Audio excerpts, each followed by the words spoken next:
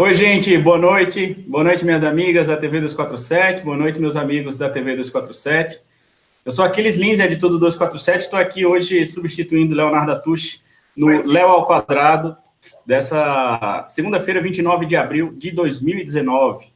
Junto comigo está aqui o meu querido amigo Leonardo Estopa. Boa noite, Léo. Tudo bem?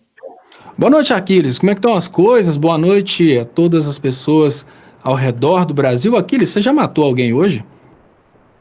Ainda não tive essa oportunidade. E você? Não precisou matar ninguém, não? Alguém que Precisei. está, de repente, arranhando seu portão, ou talvez alguém que passou e sentou no seu carro, coisa parecida. É porque, de repente, alguém te fez perder a paciência e você precisou matar, né? Tipo, matar tá uma coisa muito legal no Tá na Brasil. moda, né? Tá na Tá na moda. moda, tá na moda, matar tá na moda. E tá quase que literalmente na moda, né? Porque a moda é aquela ideia matemática do número que mais se repete, a ideologia que mais se repete no Brasil, ou seja, a moda na política brasileira é matar. Ah, não é desenvolvimento econômico, não é crescimento do PIB, não é geração de PIB. Emprego. Matar, matar. Mas, Verdade. vamos lá. Antigamente, a melhor coisa que tinha quando as pessoas na política só falavam em matar a fome. Né? Antigamente, na política, o matar era um sentido bem diferente de hoje. Matar a fome. Hoje não, matar. Matar quem? Matar sem terra, matar sem teto, matar o pobre, matar o preto, matar todo mundo, matar o bandido, matar... Mas espera aí, vai sobrar alguém? Mas enfim, vamos lá, pedindo às pessoas para compartilharem, para a gente aumentar o alcance, isso é muito importante mesmo, porque senão, se esse alcance não aumenta, a gente vai acabar sendo matado por falta de audiência, né, Aquiles? É isso aí, Léo, dá uma boa noite que o pessoal já está chegando aqui, Léo. O Guilhermino Mendes está dando boa noite aqui de Jundiaí, boa noite a Joelma, boa noite também a Tânia Vanderlei, William Ottman, dando boa noite aqui. A Elizabeth Heloísa está dando boa noite aqui também. Boa noite ao Jorge Luiz. Boa noite, Jocely. Boa noite, Rita. Todo mundo aqui já tem pessoal de Belém chegando aqui também, pessoal do Rio de Janeiro, da Lauro de Freitas. Querida Lauro de Freitas, um abraço para o pessoal de Lauro de Freitas, lá em Vilas do Atlântico, região que eu adoro. Paraty aqui também presente. Léo, o tema de hoje que a gente vai falar é essa declaração do presidente Jair Bolsonaro, justamente nessa linha do que você acabou de dizer, incentivando o assassinato, né, a morte. Mais uma apologia à morte praticada pelo presidente Jair Bolsonaro. Durante a sua participação lá na AgriShow, né, na 26ª AgriShow, uma feira agropecuária que funciona em Ribeirão Preto, o Bolsonaro disse que vai enviar para o Congresso um projeto que permita aos fazendeiros atirar em sem terras e com isso não precisarem ser punidos, né? Seria o excludente de ilicitude defendido pelo ministro Sérgio Moro para os ruralistas, né? Que é aí uma base importante de sua sustentação e com quem o Bolsonaro tem tido alguns atritos, né? Algumas decepções por conta, principalmente, da política do alinhamento ideológico com os Estados Unidos e com Israel, que tem provocado prejuízos nas transações, principalmente agropecuárias, com países árabes, né? Então, tem aí essa proposta, enfim, bravateira, mas que é mais uma apologia à morte. Agora, antes da gente entrar nesse tema principal, Léo, vamos falar um pouco aqui, eu vou tentar substituir aqui o Leonardo Atush num assunto que ele é especialista, que é essa questão da financiarização da mídia, né? Hoje, até coloquei no meu Twitter isso, a Globo, o balanço, né? O balanço da Globo de 2018 foi divulgado no mês passado, Léo, e aí tem algumas informações importantes sobre essa questão da financiarização, justamente em meio a essa questão da reforma da Previdência. O balanço da Globo registrou um prejuízo de 530 milhões de reais entre a diferença, que é a diferença entre o que a Globo faturou e o que ela gastou, e o que ela precisou demandar de dinheiro. Esse cálculo ficou negativo em 530 milhões. é um número, é um resultado operacional negativo 6 vezes maior do que em 2017, Léo. O que fez a Globo fechar no azul foi uma coisa interessante. Foi as aplicações da Globo no mercado financeiro, que renderam a ela uma receita de 930 milhões de reais em juros. E aí, graças a esse ganho e também a equivalência patrimonial, a Globo fechou o ano de 2018 com um lucro líquido de 1,2 bilhão de reais.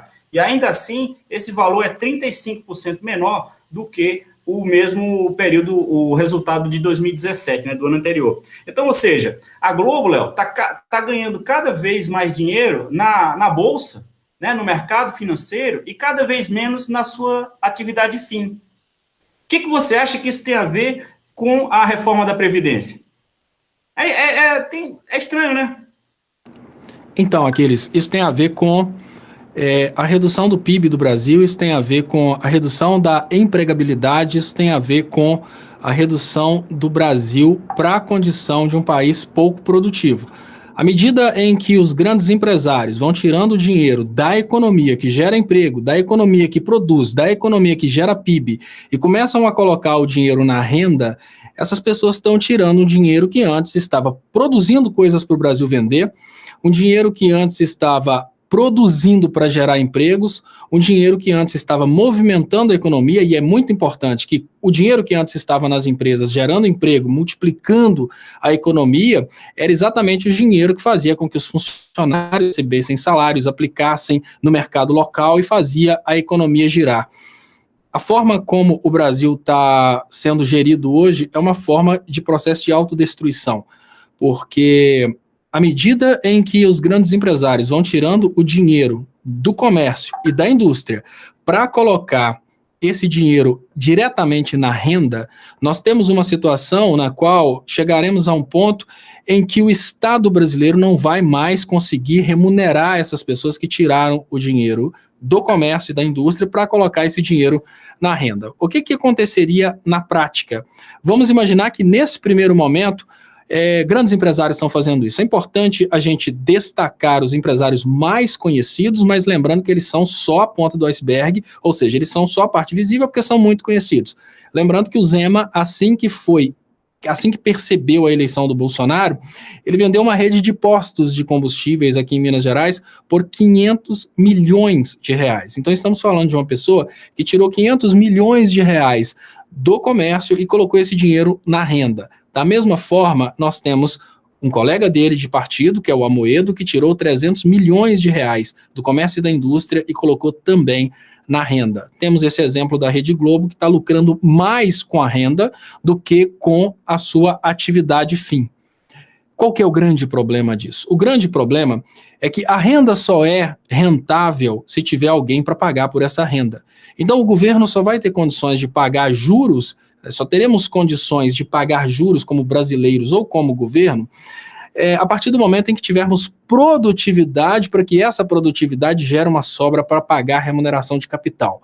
Como essas empresas que estão agora tirando dinheiro do mercado para viverem de juros estão destruindo o mercado, vai chegar um momento em que o governo não vai ter condições mais de arcar com a dívida pública, porque o governo não arrecada mais dinheiro. Ou seja, nós estamos num processo de autodestruição. Isso é natural. É normal que algumas pessoas emprestem dinheiro para o governo, mas é necessário que outras pessoas invistam no mercado para que o Brasil tenha arrecadação. Se você está sufocando a arrecadação e está tirando todas as possibilidades do governo arrecadar, o que vai acontecer? Essas pessoas que estão fazendo isso acontecer, elas estão agindo de forma isolada e egoística. Isso é o problema de um Brasil que ensina a microeconomia em todos os cursos universitários, mas não toca na macroeconomia. Um Brasil que só conhece a microeconomia, ele trabalha de forma egoística e o cara pensa só nele. Então ele quer tirar o 13º, porque ele não quer pagar o 13º, mas ele não considera o fato de que os funcionários de outras empresas gastam o 13º na empresa dele. Assim é com as férias, assim é com o FGTS, assim é, obviamente, com tudo. Essas pessoas agora, como percebem que a atividade comercial no Brasil está rendendo menos do que o empréstimo do dinheiro, eles não percebem que eles estão destruindo a capacidade do próprio Brasil pagar esse empréstimo no futuro. Eles estão adoecendo o sistema financeiro nacional. E o que eles estão fazendo? Eles estão especulando nesse momento, mas garantindo um colapso financeiro no futuro. Um colapso financeiro que pode ser de todo o sistema financeiro. Que quando a gente fala que é só dívida pública, a gente imagina a possibilidade da quebra do Estado, mas a gente sabe que eles estão tirando esse dinheiro do mercado, eles estão tirando esse dinheiro da atividade produtiva e estão colocando na especulação diversa, ou seja, não é só a dívida pública, são bancos que estão utilizando esse dinheiro, pagando remuneração para esse dinheiro, estão emprestando esse dinheiro para empresas que não estão rendendo o valor da remuneração. Então, se você pega um empréstimo a 10% por mês e você não consegue fazer esse dinheiro render 10% por mês, você vai quebrar, e se você vai quebrar, você vai dar calote no banco. Nós estamos vivendo uma situação que nós temos dentro do Brasil uma taxa de juros mais alta que a capacidade de desenvolvimento econômico. Qual que é a justificativa de você pegar um dinheiro a 10% de juros no banco se a sua atividade não vai render 10%? Você vai ter prejuízo. Se o banco te emprestou, ele não vai receber. Se ele não vai receber, ele vai ter prejuízo. Então, toda essa loucura que a gente está vivendo hoje no Brasil, ela aponta para um colapso financeiro futuro, que é exatamente o que causou a crise de 2008 no mundo inteiro. É uma expectativa de um crescimento que não está acontecendo, é uma redistribuição de renda que não está acontecendo, é uma substituição da redistribuição de renda através do pagamento digno por possibilidade de empréstimos, é todo um conjunto de medidas de apropriação do dinheiro do trabalhador pelo capitalista que acaba gerando um colapso futuro e todo mundo, as empresas caem aí para 10, 20% do valor que elas tinham antes da crise. Ou seja, as empresas brasileiras estão cavando o próprio fracasso, o próprio suicídio econômico. Léo, importantíssima essa observação que você fez, e eu só queria acrescentar que, além disso, além desse prejuízo todo para a economia, porque justamente esses bilhões não circulam, né? Eles ficam presos, aprisionados e se transformam em números no mercado financeiro.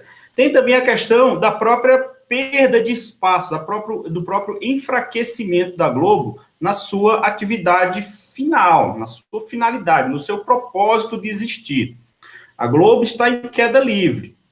Um resultado de lucro líquido 35% menor é um super baque, né? É um super baque. A Globo nem de longe se parece mais, embora ainda seja poderosíssimo, nem de longe se parece mais com aquele oligopólio gigantesco, imenso, que você não via nunca uma possibilidade assim do fim, né? Uma coisa realmente inimaginável você ver a perda de espaço da Globo nesses últimos anos, né?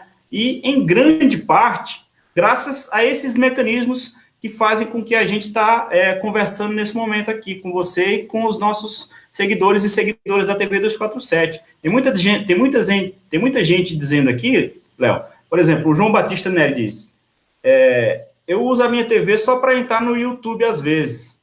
A Sil Silva diz, os titãs avisaram, a televisão te deixou burro, muito burro demais. É genial, né? E aí, aproveitar, eu queria saudar aqui a Edva Moreno Aguilar, que se tornou nova membro do canal.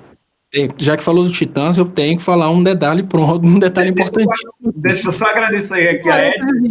Um idiota desse vale bem mais que vocês. Pode continuar.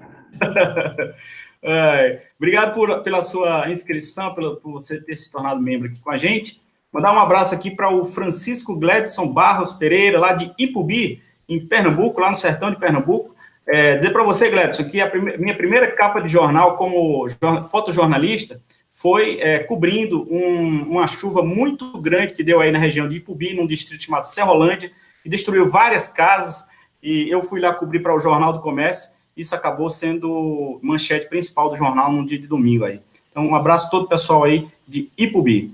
Bom, tem mais gente aqui comentando com a gente.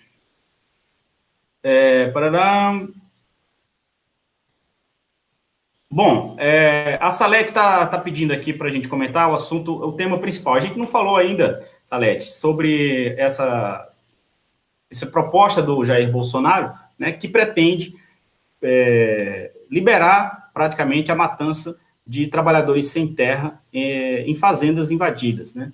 Mas a gente vai falar sobre isso daqui a pouco. Fique aqui com a gente, se ligue aqui no Léo ao Quadrado, compartilhe o link, vocês Quem não for inscrito, por favor, inscreva-se no canal. Daqui a pouco a gente vai chegar nesse tema, porque antes disso, Léo, eu queria conversar com você sobre o Carluxo.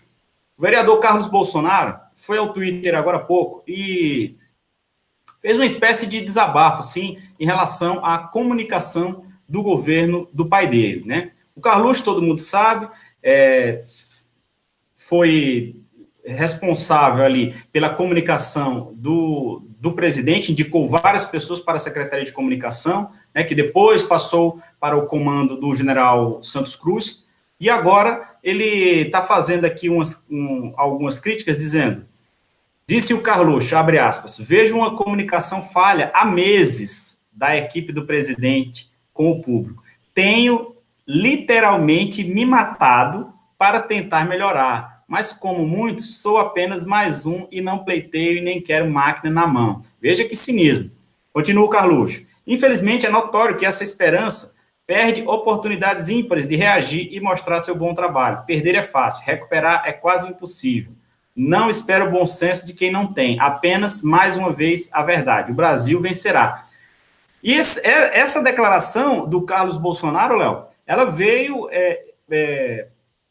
depois da rixa que ele tem com o Mourão, mas principalmente, imediatamente após o general Santos Cruz ser desautorizado pelo Jair Bolsonaro por ter dito que o veto racista e machista do Bolsonaro à política de publicidade das estatais é ilegal e é inconstitucional, como, né, qualquer pessoa minimamente informada sabe. O problema é que o Carluxo abriu fogo contra o general Santos Cruz, né, indiretamente, criticando a política de comunicação e até dizendo assim, ele até escorrega aqui no português, porque ele diz, tenho literalmente me matado para tentar melhorar. Ou seja, se ele tivesse literalmente se matado, ele nem estaria ali escrevendo esse tweet meio louco, né? Mas, enfim, como é que você avalia aí essa reação do vereador Carlos Bolsonaro sobre a comunicação do governo, tendo em vista que o Santos Cruz entrou, vamos dizer assim, na linha de fogo, né, do bolsonarismo? Olha, eu antes de comentar sobre o Carluxo, eu queria dizer que o Carluxo, ele é dissimulado, ele fala mentira com as pessoas, ele destruiu a sociedade brasileira, dividiu a sociedade brasileira, ele criou vários factoides inexistentes, ou seja, ele é um covarde em termos de comunicador no que diz respeito à sociedade brasileira. Ele é talvez um outro antagonista ao povo, mas nós precisamos, em paralelo, admitir que ele é um gênio da comunicação. Ele usa a genialidade para o bem? Não. Ele não usa para o bem, mas o cara conseguiu, ele e os outros filhos do Bolsonaro, conseguiram fazer uma estrutura e levar para a presidência da República uma das pessoas menos capacitadas da política brasileira. Então, seria dizer que nós, assim, como nós podemos criticar uma pessoa que conseguiu vender um pedaço de pedra podre como ouro? Então, nós precisamos dizer que o Carluxo, ele é um gênio da comunicação. Usa a genialidade para o bem? Não.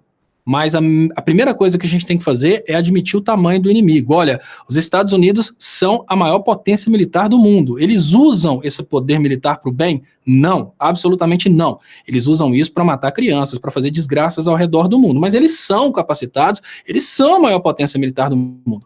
O Carluxo, ele se revolta nesse momento, porque agora ele começa a enfrentar uma coisa que não existia antes do Bolsonaro se tornar presidente, que é o conflito de ego da velha comunicação, que pode destruir o Bolsonaro. Eu tenho comentado que uma das coisas que foi responsável pela derrota do PT foi a velha comunicação. E o Bolsonaro agora, o Carluxo, verdade. O Bolsonaro poderia estar falando mentiras, ele poderia estar usando a mesma estratégia que ele usou para chegar à presidência e poderia estar iludindo muito mais pessoas do que antes, se a comunicação estivesse nas mãos do Carluxo, que, volto a dizer, usa para o mal sua genialidade, mas os filhos do Bolsonaro são gênios da comunicação.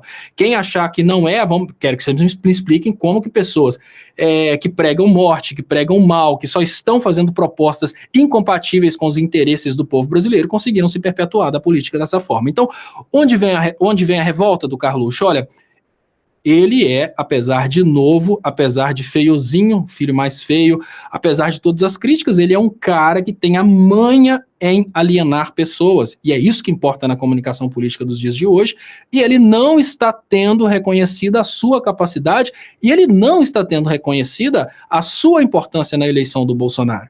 Isso para nós é muito bom, porque o Carluxo começa a se revoltar nesse momento e começa a nascer um conflito dentro da direita, que foi o conflito que fez o Haddad perder, que é o conflito de egos. Se a gente não tivesse a direita, que foi muito perfeita nesse sistema, de que, olha, não existia muito ego, existia um topo de comando, existia uma forma sincronizada de trabalho, ela era muito administrativa e agora ela começa a ter os defeitos que fizeram com que a esquerda perdesse. Que é essa coisa de que, olha, eu sou o melhor porque eu estou no mercado há 30 anos, quem é essa pessoinha que surgiu agora? Então o Carluxo começa a sofrer isso e ele se revolta com razão, porque ele utilizou as suas estratégias de comunicação para conseguir levar um dos piores políticos do mundo à presidência da República e nesse momento ele está sendo simplesmente descartado. Então ele está puto de raiva, com razão, e todo esse descontrole que está acontecendo, ou seja, o fato de que o bolsonarismo agora começa a enfrentar o maior inimigo de um sistema sincronizado, que é o ego,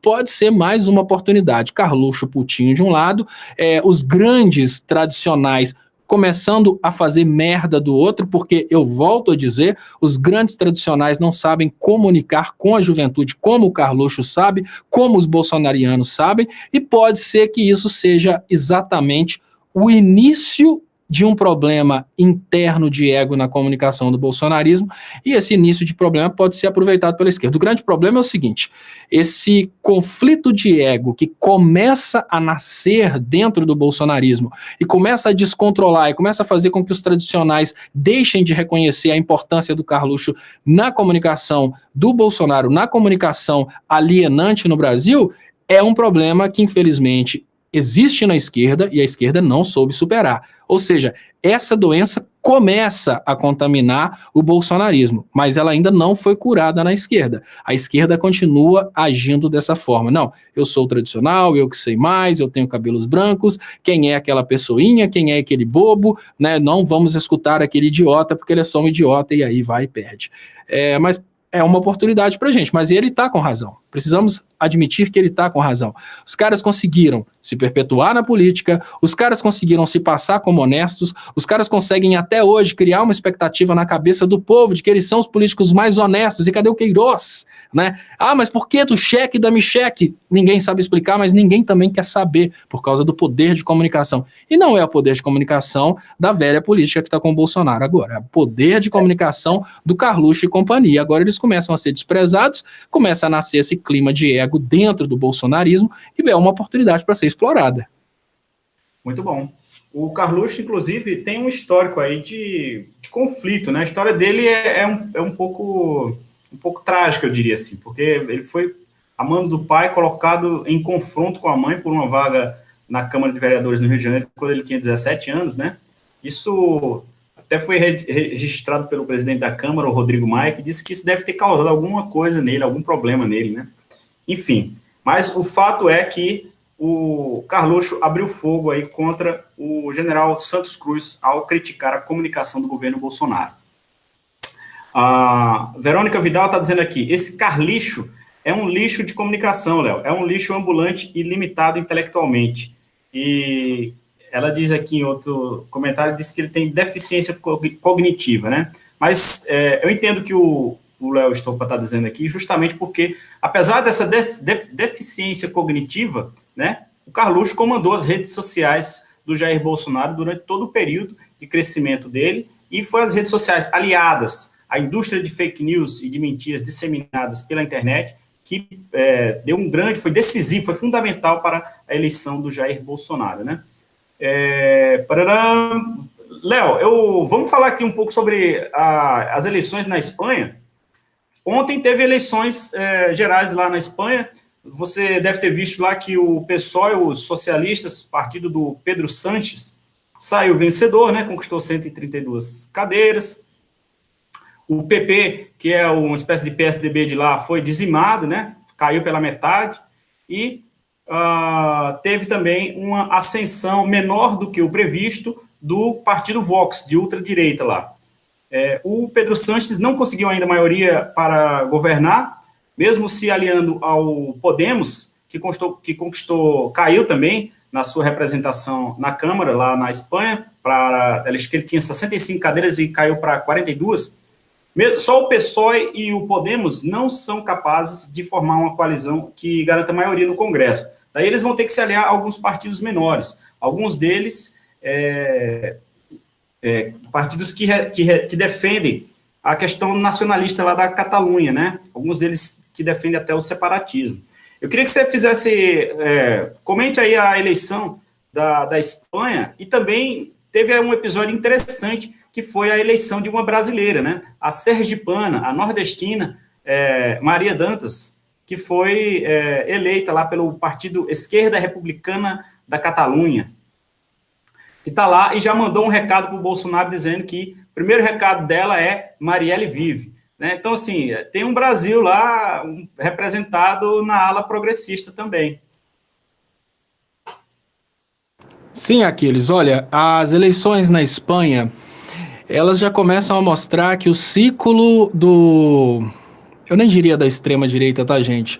O que nós estamos vivendo hoje seria um ciclo de um neofascismo imbecil. Porque quando a gente faz uma análise das versões de fascismo que existiam na época do Mussolini, do Hitler, e também o fascismo que existiu dentro do Brasil, eram versões nacionalistas de fascismo, versões de países que buscavam se fechar para o resto do mundo, buscavam um isolamento do resto do mundo para que eles fossem eles e o resto do mundo simplesmente algo abaixo deles. Então, eram movimentos ultranacionalistas, extremamente fechados, com a ideia de que, olha, nós somos mais, eles são menos, e ninguém vem cá dar pitaco. Nós temos hoje vários movimentos liberais entreguistas, que são chamados de movimentos de direita, mas não tem absolutamente nada a ver com direita. Por exemplo, o Bolsonaro, ele pode fazer discursos conservadores, o que aproxima ele de alguns partidos de direita. Alguns partidos de direita fazem discursos conservadores. Mas no que diz respeito ao nacionalismo, ele é entreguista. Então, o Bolsonaro não é de direita. Ele é simplesmente um entreguista, e todo entreguista, obviamente, se ele entrega, ele libera, então ele é automaticamente liberal. O que acontece nos dias de hoje é que nós estamos vivendo um ciclo desse fascistismo, que é uma ideologia de ludibriação da sociedade, e esse ciclo não durou tanto quanto os ciclos anteriores, por causa da globalização. A grande merda que essa ideologia tem feito nos países piloto tem mostrado que isso não é uma boa ideia. E olha, a Espanha é um país que acaba se beneficiando porque ela tem vantagem competitiva, é um país industrializado, dentro de um valor fortíssimo economicamente, e mesmo assim a população começa a perceber que é necessário um raciocínio a respeito de posicionamento social, que é aquela consciência de classe. Então, nesse momento, a Espanha já é o primeiro país a dar um indicativo de que, olha, estamos prestando atenção no que está acontecendo. E não é só a Espanha, tá, Aquiles? Eu estava na Inglaterra. Quando o Brexit foi aprovado, a Theresa May chamou eleições achando que ela seria a bambambam, e ela teve que fazer coalizão porque os conservadores perderam cadeiras. E agora, obviamente, a cada nova eleição, as pessoas começam a perceber que os conservadores estão conservando para eles e não para o povo. A Espanha é um indicador interessantíssimo, um indicador interessantíssimo também de presença brasileira, porque, obviamente, em termos parlamentares, a brasileira foi eleita provavelmente por cidadãos brasileiros que se sentem representados por ela na Espanha, ou seja, isso mostra que existe um sentimento brasileiro fora do Brasil, ou seja, o nível de viralatismo do Brasil na Espanha é baixo, isso é um indicador fortíssimo, que as pessoas pensaram, não, nós vamos votar numa brasileira para representar os cidadãos com dupla cidadania brasileira e espanhola no Brasil. A Itália também já teve uma experiência dessa. Isso tudo indica para a gente que o povo pode estar começando a entender o que está acontecendo. Isso é fantástico, porque no momento em que parlamento começa a ir para a esquerda, eu não estou falando de começar a ir para a esquerda por questões ideológicas, mas é por questão de consciência de classe. Se a gente tivesse um país dentro do qual todas as pessoas fossem ricas e milionárias, seria incoerente imaginar uma esquerda, porque ninguém lá precisa de programas sociais, redistribuição de renda, saúde pública, né? Agora, dentro de um país que tem grandes desigualdades sociais, é imprescindível que as pessoas mais pobres possam ser representadas, mas elas precisam querer ser representadas. Como que elas vão querer isso? Tendo consciência que elas são pobres. No Brasil, a gente tem trabalhador defendendo a reforma da Previdência. Ah, por quê? Porque se ele for contra, ele vai ser chamado de petista. No Brasil, a gente tem pessoas pobres defendendo o liberalismo. Pô, cara, mas você não tá vendo o que tá acontecendo na Argentina? Ah, mas se eu for contra, vão falar que eu sou comunista. Então, a gente percebe a Espanha como sendo um apontar de uma queda desse ciclo, desse fascistismo idiota, e a Espanha aponta para uma percepção social de consciência de classe. O povo está percebendo que existem pessoas que são realmente ricas e que a maioria do povo não é tão rica assim como parece. Então eu acho que por questões de coerência, eu volto a dizer, a questão ideológica não é uma questão puramente de dizer que, olha, eu acho que tem que ser esquerda e pronto. Não, não é isso. Questão de coerência. Se o Brasil tivesse próspero e a gente não tivesse pobreza alguma, a gente poderia partir para uma ideia mais liberal. Olha, todos estão com plena condição de partirem para a meritocracia, nós não vamos deixar nenhuma criança morrer de fome por isso, nós não vamos deixar nenhum jovem que gostaria de estudar sem oportunidade de estudar, e nós não vamos criar uma condição de baixa saúde por falta de investimento em saúde. Quer saber? Vamos partir para o liberalismo, mas não é nosso caso, não é o caso de país nenhum. Então, se a maioria do país ainda é pobre, é incoerente que essa maioria parta para esse entreguismo liberal do Bolsonaro. É incoerente que dentro de uma Espanha, que obviamente possui aí uma grande desigualdade social, as pessoas defendam o 1% mais rico em vez de defenderem elas próprias. Então essa percepção de consciência de classe é motivo de comemoração no mundo inteiro, pelo menos dentro daqueles que já saíram de dentro dessa matrix, né? Dentro daqueles grupos que perceberam que, olha, peraí, nós não estamos lá no 1% mais rico, nós estamos nos 99%. Léo, tem algumas pessoas aqui concordando com você, outras se dividindo aqui. Eu queria agradecer ao perfil Btudo, que se tornou membro do canal aqui. Obrigado por você tornar-se membro aqui com a gente. A Regina Ribeiro está dizendo, a Espanha vai ser o paredão contra o fascismo.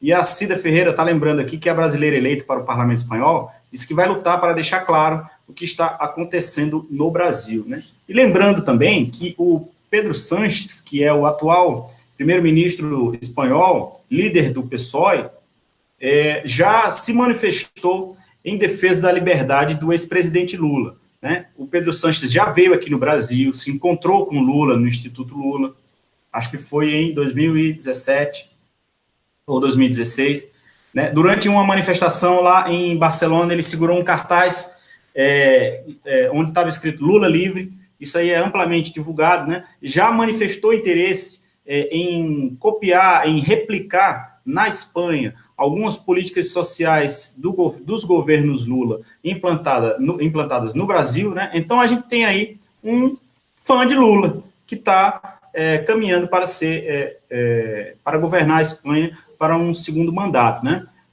Queria agradecer aqui a Isaura Grigolato pelo superchat que você está mandando aqui para a gente. Muito obrigado, Isaura. Queria aproveitar também para pedir likes para essa transmissão, gente. A gente está com 3.500 pessoas ao vivo nesse momento e menos de 1.000 curtidas aqui. Por favor, dê um joinha aí para a gente, nos ajude a aumentar o alcance do Léo ao Quadrado de hoje. Quem não for inscrito no canal da TV 247, por favor, inscreva-se aí. Você não paga nada por isso. Se você quiser tornar-se membro, a gente incentiva fortemente. Você paga uma pequena quantia e tem alguns acessos, alguns benefícios aqui, como o emoji dos apresentadores, uma logo do 247 lá na frente do seu nome. Você participa de reuniões de pautas com editores e também pode participar de encontros presenciais com a equipe do 247, né? Mas se você quiser, a melhor forma de apoiar financeiramente o Brasil 247 é fazendo uma assinatura solidária em brasil247.com/apoio. Lá você escolhe o valor que você quer doar, seja mensal ou fixo, né? Se você não tiver cartão de crédito nem quiser utilizar o sistema PayPal, você pode escrever um e-mail para contato@brasil247.com.br e pedir um boleto, e você paga por boleto o valor que você quiser, nossa equipe te manda, né? E queria também pedir apoio para o coletivo Jornalistas pela Democracia, que é um time de excelentes profissionais, entre os quais o Florestan Fernandes Júnior, que fez essa entrevista histórica com o ex-presidente Lula, né? E vários outros, Ricardo Couto, Helena Chagas, Ildegar Aranjo, Denise Assis, Igor Fuser, enfim, um time de excelentes profissionais que estão aí entrincheirados na defesa da democracia. Então, quem quiser apoiar os Jornalistas pela Democracia, é só ir lá em brasil247.com/democracia e apoiar também essa causa. Léo, a gente está aqui com uma ótima audiência. Vamos entrar no nosso tema principal aqui, que é essa declaração do presidente Jair Bolsonaro de que vai propor uma lei para isentar fazendeiros que atirarem em sem terras, né?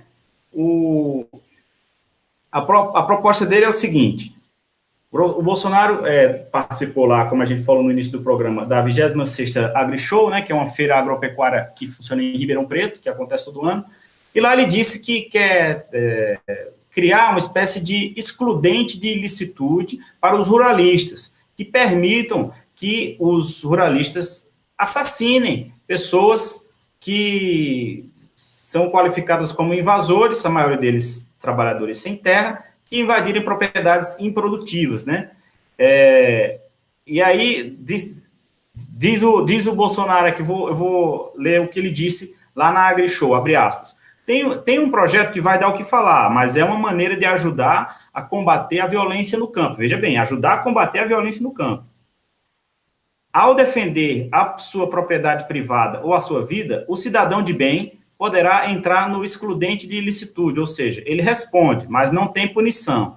É a forma que nós temos que proceder, para que o outro lado, que desrespeita a lei, tema o cidadão de bem. Então, Bolsonaro está propondo ao cidadão de bem, aquele que só nega impostos, que trai a esposa, aquele que defende um combate à corrupção, mas faz um gato de energia na sua casa, um gato de luz, de água, né? Esse cidadão de bem estaria aí disposto, estaria aí protegido pelo Estado, com um salvo-conduto para matar outros seres humanos que estão em busca de um pedaço de terra para produzir, né?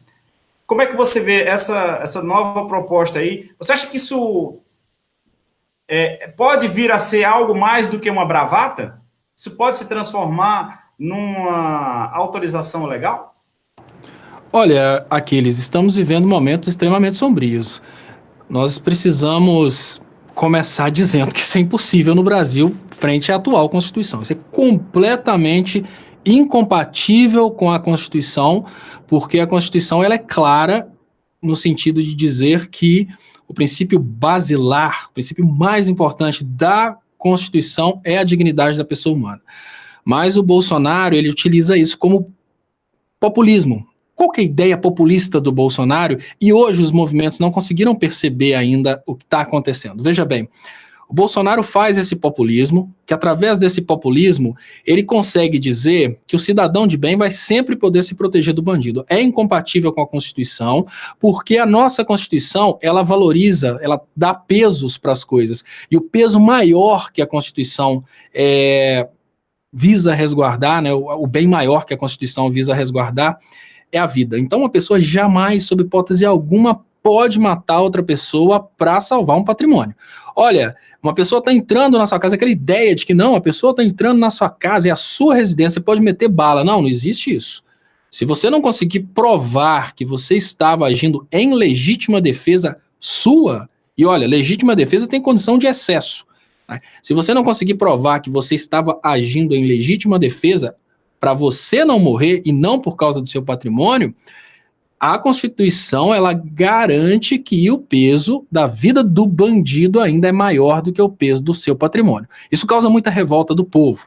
Tecnicamente falando, se você matar uma pessoa e exceder em legítima defesa, e você não for cunhado de alguém famoso, você responde pelo excesso. Tecnicamente falando, é assim que funciona. O Bolsonaro tem sabido explorar muito bem isso, porque nós vivemos numa sociedade na qual o ódio pelo criminoso tem sido matéria-prima para populismo. Todos nós temos ódio do criminoso, isso é a grande realidade. O que nos difere é a percepção de quem é criminoso. Todos nós, é uma coisa básica, todo mundo que está assistindo esse programa nesse momento, se eu contar a história de Zezinho Doidão, que entrou na casa de Dona Maria, estuprou a filha de Dona Maria, todo mundo vai ficar puto de raiva, vai querer o Zezinho Doidão, a metade vai querer o Zezinho Doidão preso até morrer, a outra metade vai querer o Zezinho Doidão assassinado na cadeia. Isso é natural. Por quê? Existe uma percepção natural entre as pessoas de que aquele cara que invadiu a casa e estuprou uma criança, ele é um criminoso e ele merece ser preso, condenado e até mesmo assassinado. Onde o Bolsonaro sabe explorar muito bem é exatamente no que difere a esquerda da direita, que é a percepção de quem são os criminosos. Veja, nós ficamos assustados no momento que a gente imagina que uma pessoa vai entrar na casa de outra, numa fazenda, por exemplo, para tentar pegar uma parte daquilo para cultivar, e ela será exterminada por fazendeiros, e isso vai ficar por isso mesmo. A gente entra em desespero quando a gente percebe uma coisa dessa, porque para nós, aquelas pessoas são pessoas dignas de terem um pedaço de terra. Agora, a percepção que existe na maioria da sociedade, não se iluda Aquiles, é na maioria da sociedade. A percepção que foi trazida principalmente pelo aecismo é de que essas pessoas, esses fazendeiros, eles são pessoas dignas daquela terra, eles mereceram aquilo, ou seja, foi uma terra conquistada pelo mérito, e que os sem terra estariam entrando lá para tomar a terra deles. Então a percepção social que se tem é que os sem terra são vagabundos que estão invadindo terras dos outros, que foram conquistadas através de muito esforço, carinho e dedicação. O erro está aí. Qual que é o grande problema? A percepção social que se tem do sem terra é de que eles são vagabundos querendo tomar a terra dos outros. A percepção social que se tem dos fazendeiros é que eles são pessoas que se esforçaram demais e a partir daí conseguiram grandes fazendas. Onde está o grande problema? Na história do Brasil. A maioria do brasileiro, principalmente de 14 anos, que apoia esse tipo de coisa, não sabe que as terras brasileiras, elas são das mesmas famílias desde as divisões que ocorreram durante aquele momento das capitanias hereditárias. Então você não consegue despertar a importância da reforma agrária, a importância da redistribuição de terras, se você não consegue explicar para o brasileiro a origem da terra desses grandes latifundiários. Esse é o grande problema. Se você não consegue explicar para o brasileiro que aquelas famílias que estão tentando ter uma terra para cultivar, elas não estão tomando terra de pequenos produtores, pessoas que estão lá trabalhando e produzindo, mas estão tentando pegar terras improdutivas de latifundiários que nunca trabalharam para ser donos dessas terras. Eles têm essas terras porque lá atrás, há muitos anos atrás, o rei de Portugal entregou para um tataravô dele. Se você não consegue explicar a história, a origem da reforma agrária, a origem da causa do sem terra, você não consegue criar uma dignidade para o sem terra, você coloca o sem terra como vagabundo. Então onde está a falha? A falha está na comunicação, a falha está na história, a falha está na percepção dos lados que estão em jogo. O bolsonarismo vai vencer. Por quê que ele vence nesse ponto? Ele não vai conseguir aprovar essa lei, ele vai aproveitar isso como populismo. Ele não vai conseguir aprovar essa lei, que ela é plenamente incompatível com a Constituição, e o Bolsonaro está perdendo o STF nesse momento. Ela é incompatível com a Constituição porque você não pode levantar armas para matar uma pessoa por causa de patrimônio, sob hipótese alguma. Você pode defender seu filho? Pode. Ah, entrou um doidão na sua casa, você tá com medo do cara matar seu filho, você mata eles, tudo bem. Agora, entrou um doidão na sua casa, quer roubar seu celular, você dá um tiro na cabeça dele, não pode, gente, é patrimônio, não pode. Nesse sentido, o Bolsonaro, ele faz populismo, ele ilude os fazendeiros, ele vai apresentar um projeto de lei de uma coisa que é constitucional. Ele nem tem que falar em projeto de lei para uma coisa dessa, porque isso não é lei, isso é reforma constitucional, mas isso está na cláusula pétrea da Constituição, isso não pode ser mudado, isso está no princípio basilar da dignidade da pessoa humana, isso é anterior à Constituição. Lembra quando a gente falava que existe uma norma pressuposta fundamental antes da Constituição? Antes da Constituição existe essa norma pressuposta fundamental, que é uma lógica que existe na cabeça de todo ser humano, de que, olha, mais importante do que um aparelho celular é a vida, mais importante que um pedacinho de terra que pode ser devolvido depois é a vida, porque a vida não volta. Então, desde a norma pressuposta fundamental até a Constituição, até o mais idiota de todos os juristas, o ser humano vale mais que o material. Mas o Bolsonaro consegue fazer populismo por falta de consciência do povo brasileiro. E eles ganham pelo seguinte, Aquiles, antigamente era bonito utilizar invasões do sem terra para fazer propaganda na Rede Globo e para pressionar o presidente. Então, como que a Rede Globo trabalhava? Os sem terra tomavam um pedaço de terra, a Rede Globo fazia propaganda daquilo, fazia matéria daquilo para pressionar o presidente da República e o presidente da República gastar a propaganda oficial com a Rede Globo. Essa era a realidade daquela época. Só que hoje a Rede Globo está contra o sem terra, porque hoje os ruralistas são,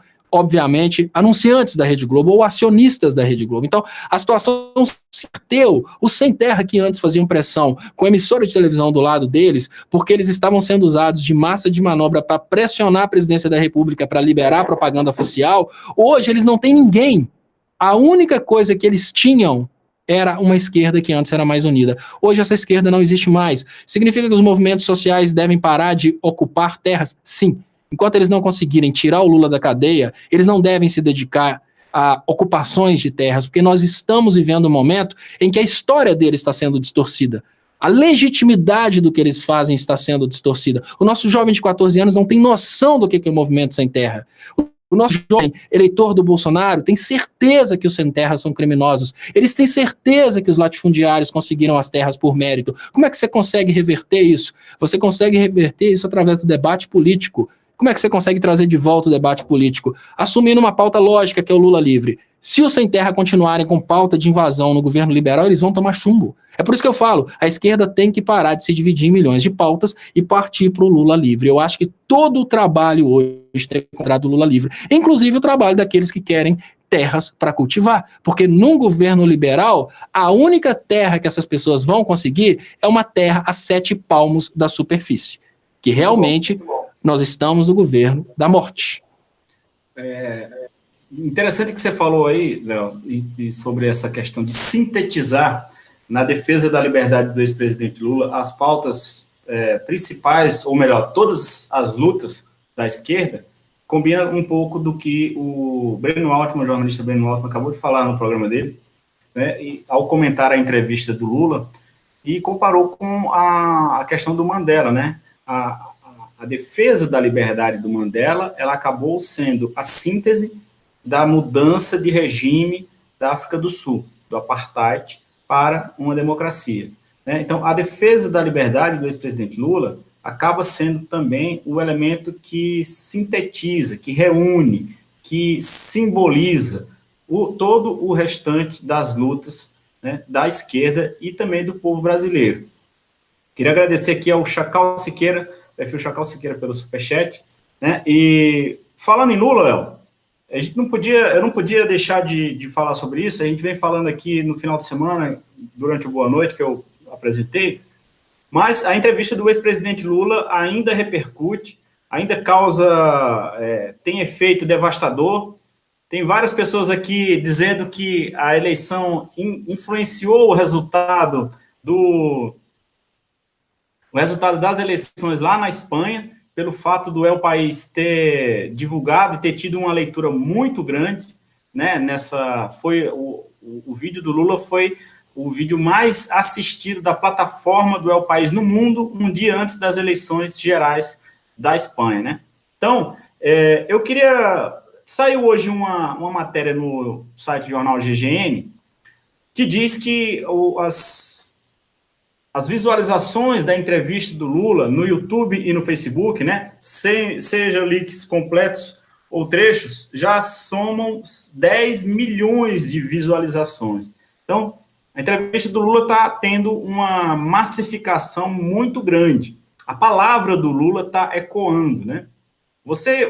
Como é que você avalia o impacto dessa entrevista? Se você quiser comentar algum trecho que te chamou a atenção, mas devido a gente já ter comentado muito, embora tenha muita coisa para se falar sobre a entrevista, mas eu queria saber mais, assim, especificamente, como é que você avalia que efeito, que consequência terá a partir de agora essa entrevista do ex-presidente Lula, tanto para a situação da sua própria liberdade, quanto para uma eventual mudança na correlação de forças que hoje vigora no Brasil.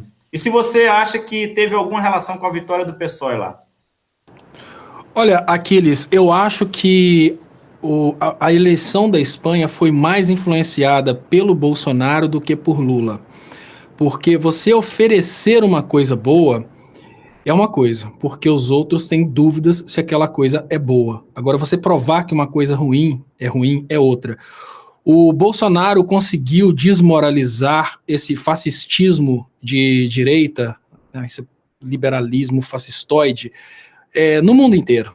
Ele conseguiu mostrar para o mundo inteiro que as pessoas podem ser estúpidas o bastante para darem a oportunidade para que um cara desse faça tanta bobeira. Então o Brasil virou notícia no mundo inteiro como sendo o país do ridículo. Então eu acho que o Bolsonaro foi mais decisivo para a eleição da Espanha, e o Bolsonaro vai ser mais decisivo para as eleições ao redor do mundo no que diz respeito à diminuição dos votos da direita do que a palavra do Lula, porque a palavra do Lula, ela é uma palavra que está muito conectada ao sentimento do brasileiro. Eu vejo que a entrevista do Lula, ela pode sim ter ganhado votos, mas a vergonha que o Bolsonaro tem feito o povo brasileiro passar, ela sem dúvidas, ela influencia muito mais, porque o povo vai mais pela dor do que pelo amor. O que eu vejo na entrevista do Lula é um aviso da importância de um Brasil unido. O Lula tem uma coisa fantástica que você precisa ser muito nobre, Aquiles, para conseguir fazer, que é: olha, eu estou vendo um grupo de eleitores do Bolsonaro me perseguindo, eu estou vendo uma elite brasileira idiota me perseguindo, eu estou vendo tudo isso acontecendo, mas se eu chegar ao poder, eu vou governar e vou querer colocar todo mundo mais rico do que é. Eu vou querer governar para todo mundo, fazer todo mundo feliz. E o Lula tem isso. Isso é fantástico, porque o Lula, apesar dele saber o que está acontecendo, apesar dele saber da idiotice do eleitor do Bolsonaro que colocou ele na cadeia, apesar dele saber da existência de igrejas que ficam fanatizando as pessoas e colocando pessoas como gado, apesar dele saber das elites que, na verdade, queriam o Lula preso para tirar direito dos trabalhadores, o Lula deixa claro que o Brasil cresce unido.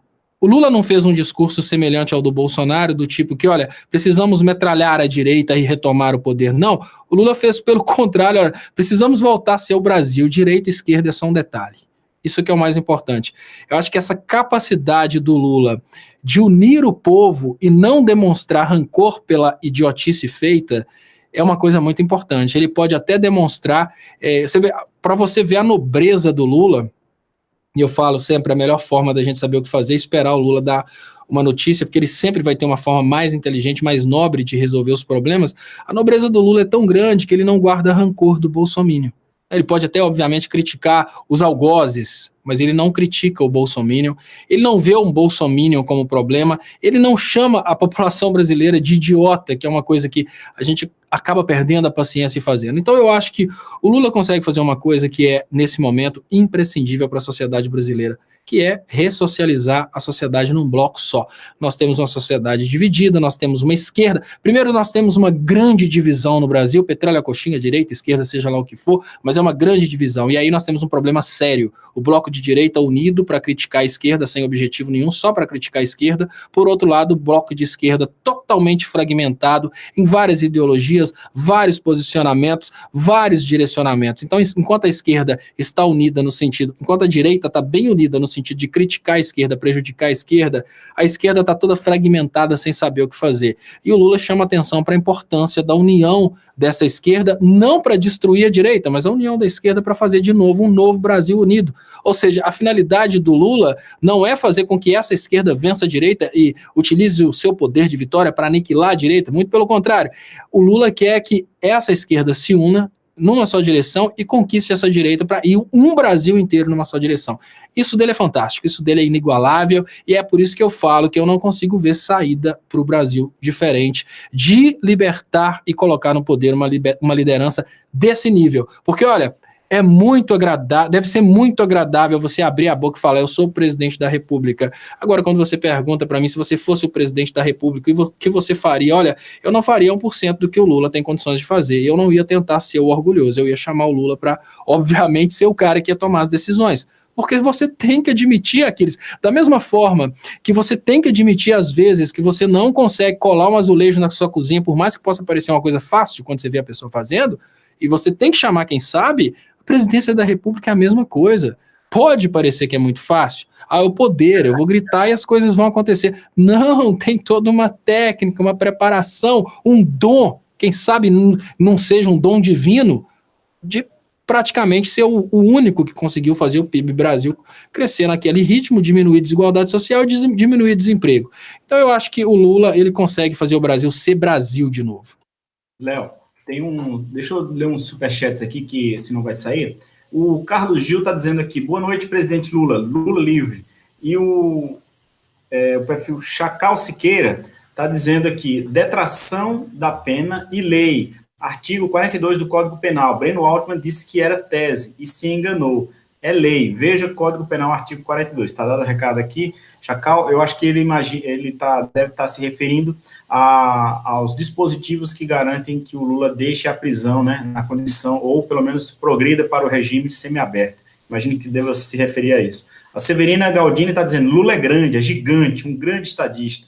A Fernanda DS diz, Lula chama a atenção para o diálogo, inclusive com os adversários, né? Isso também foi uma coisa que me deixou muito satisfeito, Fernanda, porque o Lula, ele sabe que na situação de divisão que o país se encontra, ele precisa ampliar o discurso para além dos seus apoiadores, né? E é uma fala importante que ele fez, justamente para os adversários, é nesse sentido de retomar a política econômica soberana do país, né? Acabar com esse entreguismo.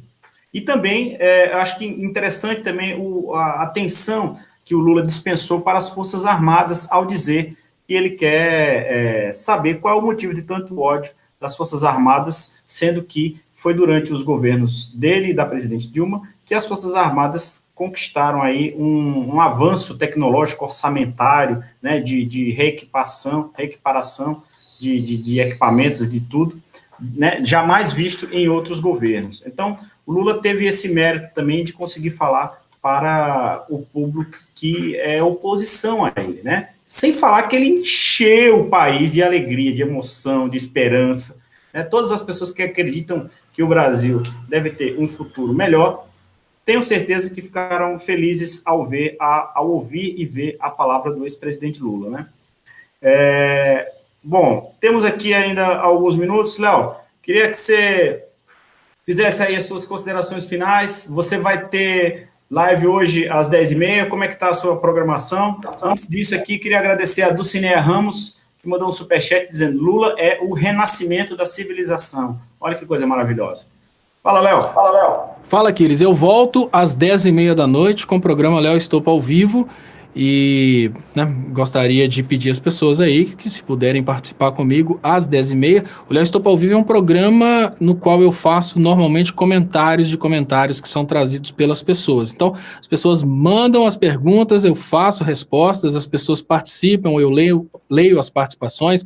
Então, quem não foi inscrito no canal Leonardo Stoppa e no canal do Stoppa, se inscrevam, por favor. Queria convidar as pessoas também para me acompanharem aí no Twitter, Stoppa Leonardo, né, @Stoppa Leonardo, e no Instagram também, Leonardo Stoppa. Estou no Instagram também, tenho também as páginas no Facebook. Então eu volto às 10h30 da noite, transmito no canal do Stoppa e no canal Leonardo Stoppa também.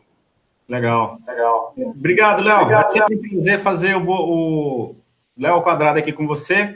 Queria também dizer que quem quiser me acompanhar lá nas redes sociais, no Twitter é @LinsAquiles, e no Facebook, Aquiles Lins, lá vocês me encontram lá e a gente pode trocar algumas ideias. Gente, muito obrigado, temos 4.000 pessoas ao vivo aqui, muito obrigado a todos vocês pela audiência, por favor, deem likes nessa transmissão, compartilhem o link do Léo ao Quadrado de hoje, e fiquem aí que daqui a pouco tem o Boa Noite 247 com a Gisele Federici, Alex Sonic e Paulo Moreira Leite. É isso, gente, tchau!